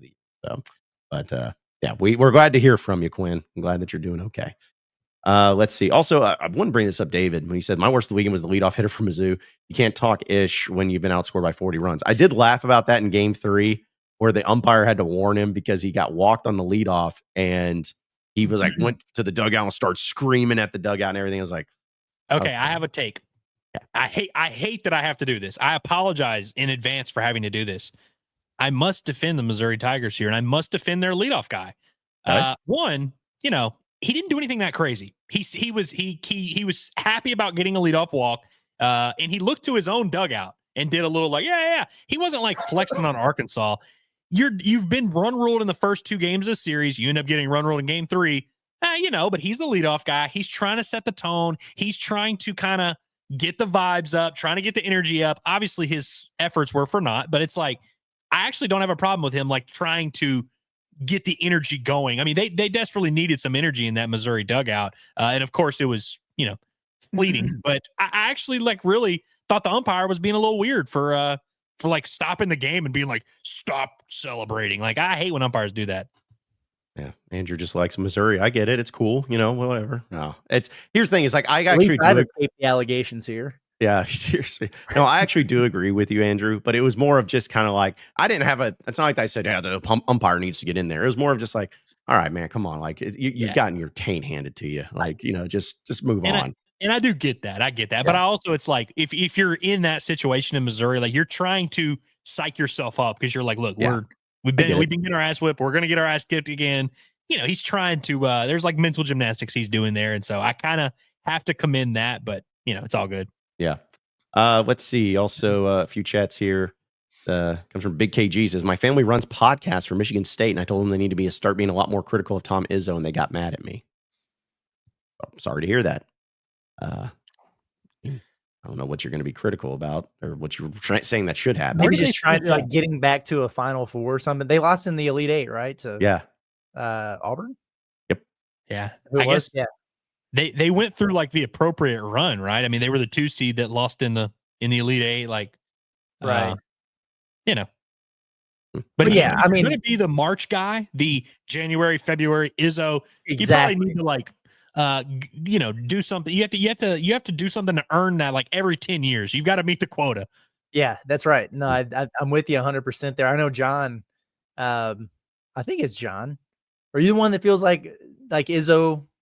I know you respect him as a coach and everything, but might be a little overrated with the resume there. Okay, yeah, I think, and I agree, he is a little overrated from that. I mean, literally, it's been several hundred years since they won the title. Like, Yeah. It's like he's a good coach, but he kind of reminds me of like what Bob Stoops was at Oklahoma, where it was like you won a title early, and that's great, but then it's just you kept falling short, and people kept bringing you up as like, oh well, Bob Stoops is Bob. I'm like, yeah, he had that one that was great, and it's more most, but it's been so long. Like that's the thing about Michigan State. It's like it's literally been a quarter of a century since they won that title.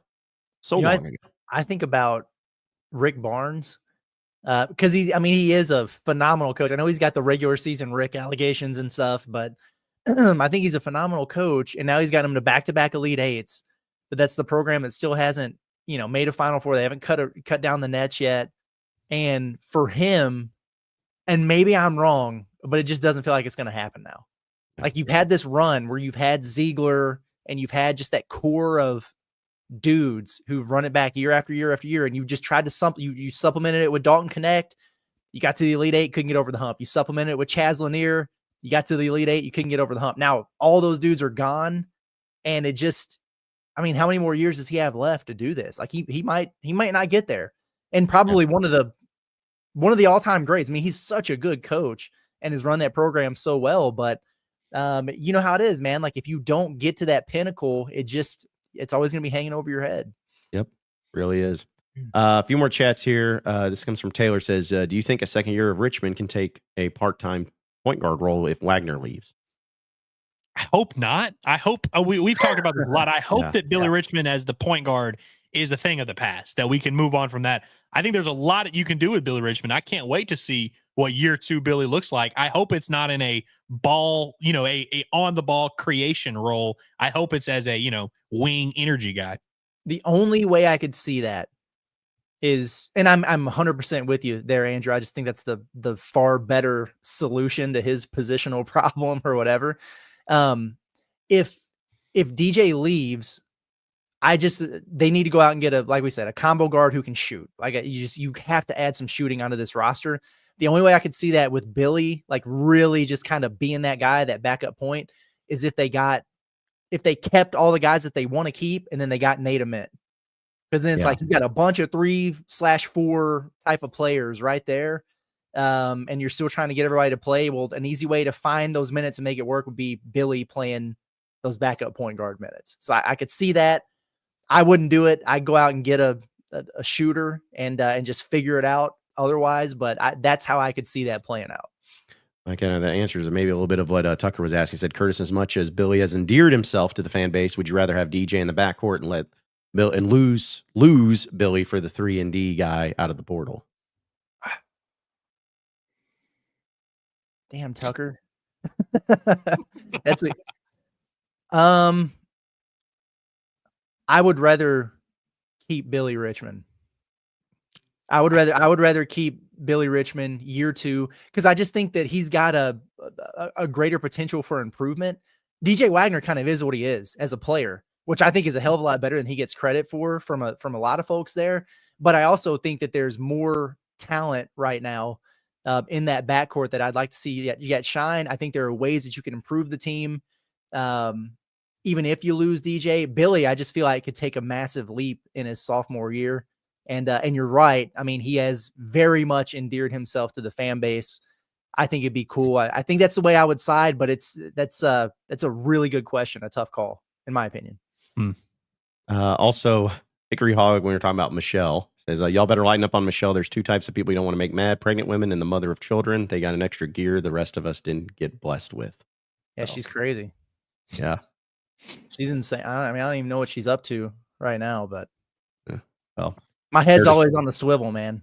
If Curtis goes MIA, if he ends up on the back of a police car missing, like his picture back there, we'll know something happened. I'm sure she's got a list of stuff for me to do as soon as I get off of here. It's nuts, man. The honey-do list is getting out of control.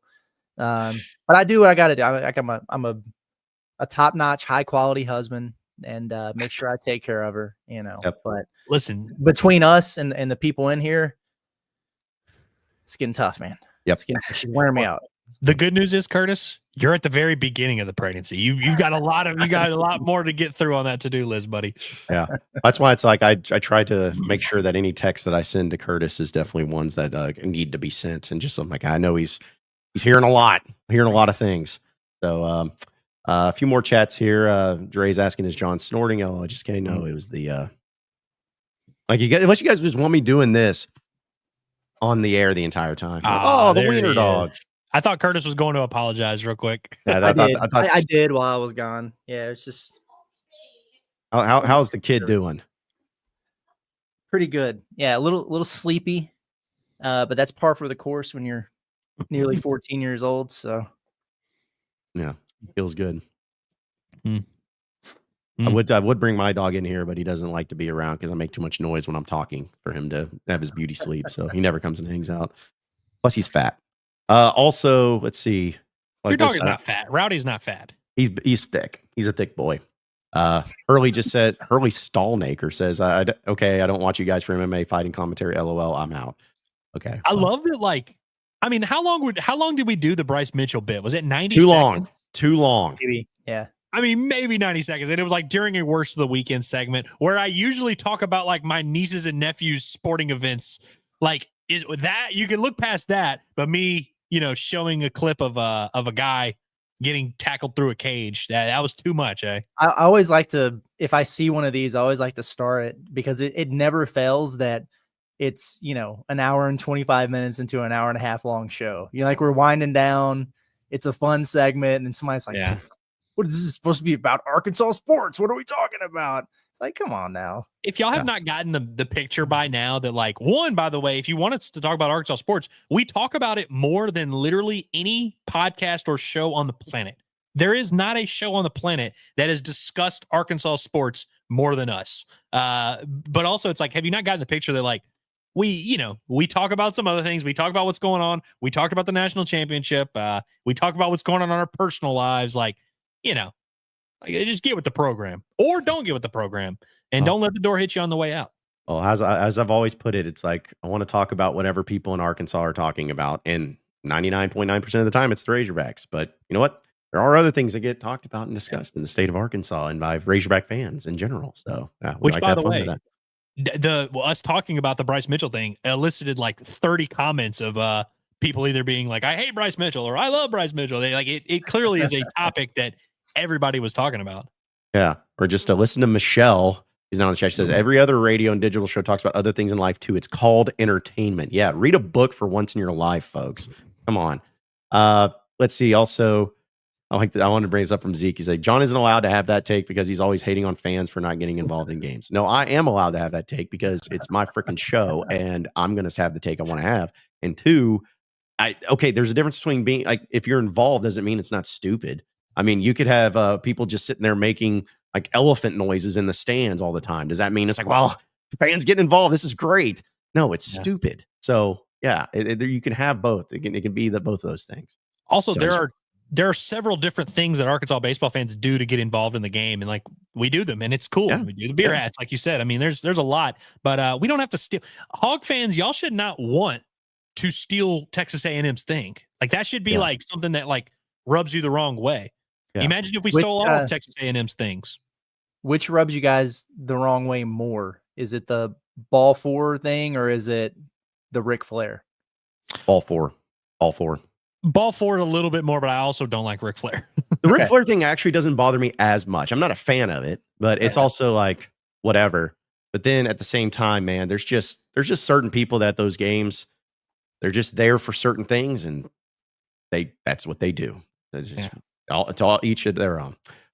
Okay, Quinn, appreciate you. Super J goes, I was pissed off after the game leaving. Florida fan was talking trash to our fan base after the game, so almost got in a physical altercation right outside the stadium.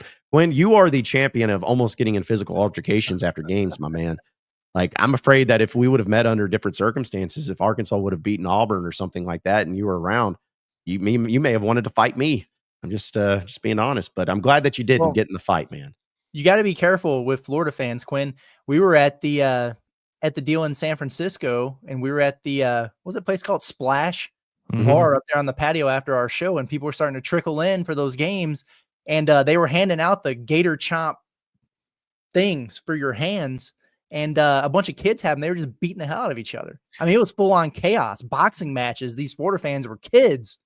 Imagine what the adults can do. You got to be careful out there. So I'm glad that you avoided any altercations. The last thing we would want is for you to get smacked by a Gator Chomper. That'd be nuts, dude.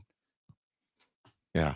Gotta watch that. And then also, Steven says, I find it funny Hurley was okay talking about the love on the spectrum from the MMA clip. Nope, done. You can talk about the special needs kids going on dates, but do not talk about fighting, especially when there's a guy from Arkansas involved in it.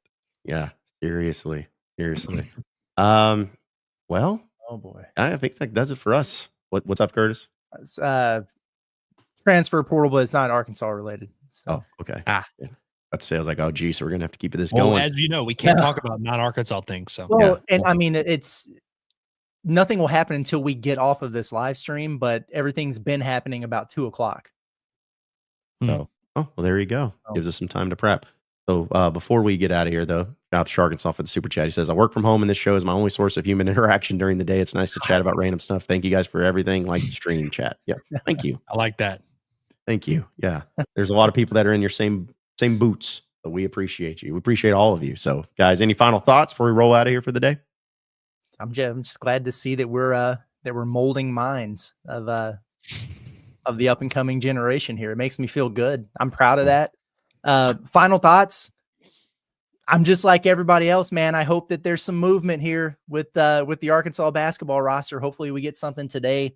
But appreciate everybody for continuing to rock with us through these trying times and tuning in for the Pot to Palace.